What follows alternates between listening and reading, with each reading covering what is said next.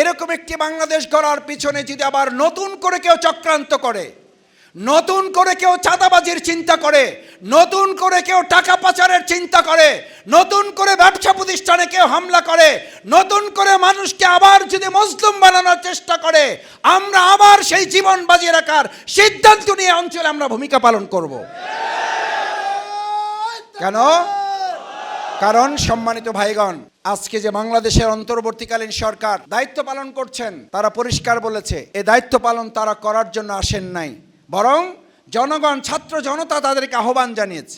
সুতরাং মানুষের ভোটের এবং ভাতের অধিকার আদায়ের জন্য যৌক্তিক একটা সময় নিয়ে আমরা আশা করি অপেক্ষাকৃত যৌক্তিক একটা সময়ের মধ্যে জনগণের ভোটের অধিকার নিশ্চিত করার পরিবেশ তৈরি করেই জনগণের নির্বাচনের একটা পরিবেশের মাধ্যমে নির্বাচিত সরকারের কাছে তারা ক্ষমতা হস্তান্তর করবেন।